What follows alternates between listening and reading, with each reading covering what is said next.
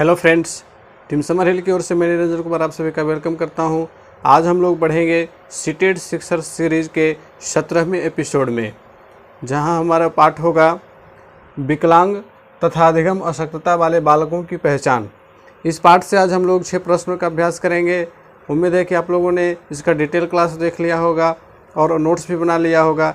और यदि आप लोगों ने अभी तक डिटेल क्लास नहीं देखा है तो मेरी आपसे गुजारिश रहेगी कि आप लोग पहले डिटेल क्लास को देखें और उसके बाद सीटेड सिक्सर सीरीज में आएँ।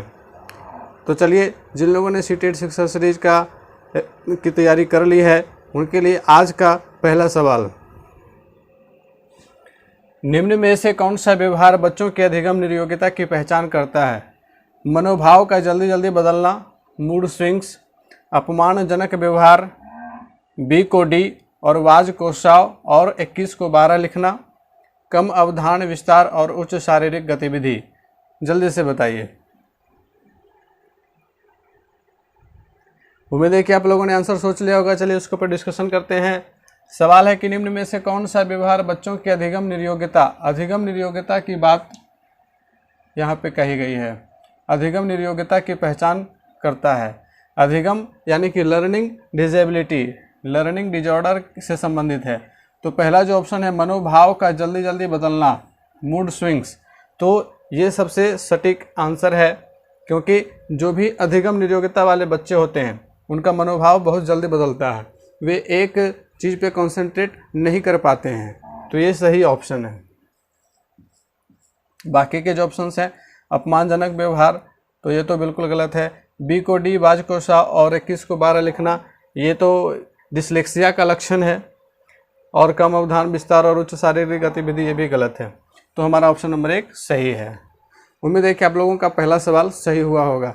चलिए बढ़ते हैं अगले सवाल की। आइए बढ़ते हैं दूसरे सवाल की ओर। हमारा दूसरा सवाल है, एक बच्चा जो आंशिक रूप से देख सकता है, ऑप्शंस है बिना किसी विशेष प्रावधान के उसे नियमित विद्यालय में डालना चाहिए, उसे शिक्षा नहीं देनी चाहिए क्योंकि वह उसके किसी काम नहीं आएगी, उसे अलग संस्थान में डालने की आवश्यकता है, विशेष प्रावधान करते हुए उसे नियमित विद्यालय में डालना चाहिए।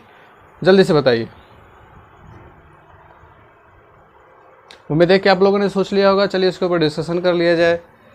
सवाल है कि एक बच्चा जो आंशिक रूप से देख सकता है, आंशिक रूप से यानी कि अल्प दृष्टि बाधित है, तो उसके लिए क्या प्रावधान किए जाना चाहिए? बिना किसी विशेष प्रावधान के उसे नियमित विद्यालय में डालना चाहिए। यहाँ पे जो शब्द है नियमित विद्यालय, तो नियमित विद्यालय का मतलब है कि वे विद्यालय जिसमें सामान्य एवं असामान्य दोनों बच्चे एक साथ पढ़ते हैं। जो हमारा जो सरकारी विद्यालय है वो नियमित विद्यालय की श्रेणी में आता है। तो कहता है कि बिना किसी विशेष प्रावधान के उसे नियमित विद्यालय में डालना चाहिए। बिना किसी विशेष प्रावधान के, तो ये गलत है, उसके लिए प्रावधान होना चाहिए। उसे शिक्षा नहीं देनी चाहिए, तो बिल्कुल ही गलत है। उसे अलग संस्थान में डालने की आवश्यकता है, ऐसा नहीं करेंगे, क्योंकि अगर ऐसा हम लोग करते हैं तो समावेशी शिक्षा का जो नियम है उसका वायलेशन होगा। विशेष प्रावधान करते हुए उसे नियमित विद्यालय में डालना चाहिए, ये सही ऑप्शन है। उसके लिए विशेष प्रावधान करते हुए उसे नियमित विद्यालय में डालना चाहिए। चलिए बढ़ते हैं तीसरे सवाल की। देखते हैं तीसरे सवाल को। तीसरा सवाल है, एक बच्चा जो डैश से ग्रस्त है, खाली स्थान में भरना है आपको इसमें से, वह श और वाज, न्यूक्लियर और अनक्लियर में अंतर नहीं कर सकता। खाली स्थान पे कौन सा ऑप्शन भराएगा? जल्दी से सोचकर बताइए। उम्मीद है कि आप लोगों ने सोच लिया होगा। तो चलिए इसको हल करते हैं। एक बच्चा जो किसी विकार से ग्रस्त है, वह स और वाज, न्यूक्लियर और अनक्लियर में अंतर नहीं कर सकता।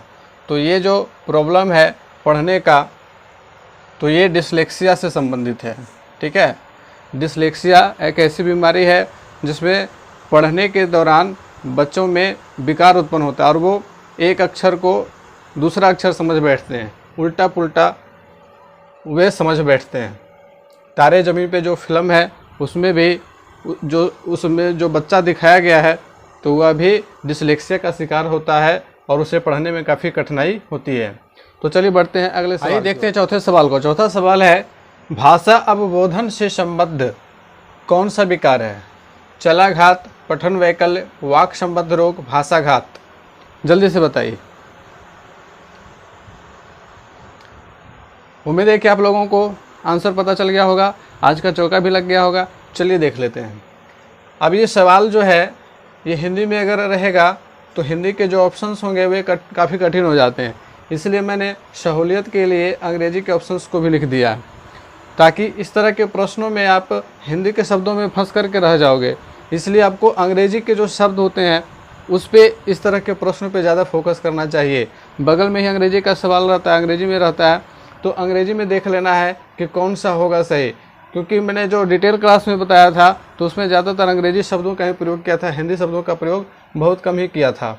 तो भाषा अवबोधन यानी कि भाषा एवं संप्रेषण की जो अक्षमता होती है बच्चों में, तो वह जो है अफेजिया के कारण होती है। तो आइए बढ़ते हैं 5वें सवाल की ओर। 5वां सवाल है, अधिगम निर्योग्यता समुचित निवेश के साथ सुधार योग्य नहीं होती है। एक स्थिर अवस्था है, एक चर अवस्था है, जरूरी नहीं कि कार्य पद्धति की हानि करे। जल्दी से बताइए। उम्मीद है कि आप लोगों का आंसर पता चल गया होगा। चलिए इसके ऊपर डिस्कशन करते हैं।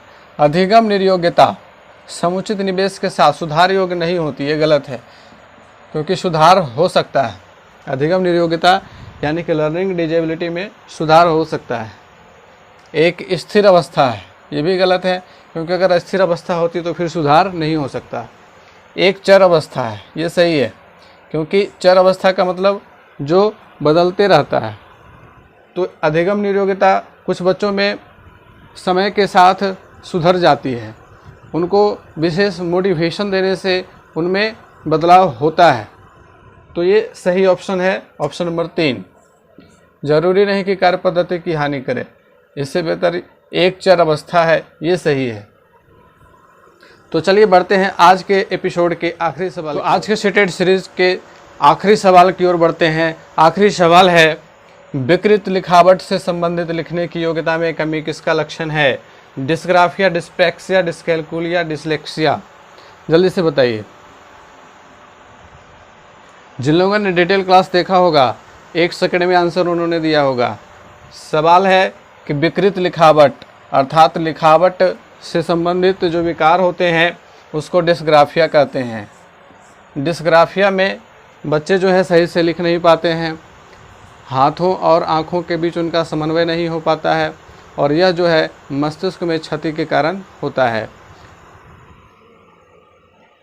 तो चलिए आज का ये सीटेड शिक्षा सीरीज का एपिसोड यहीं पे समाप्त होता है। फिर से मिलते हैं अगले क्लास में, तब तक के लिए धन्यवाद। हंसते रहिए, मुस्कुराते रहिए और डीपली अध्ययन करते रहिए।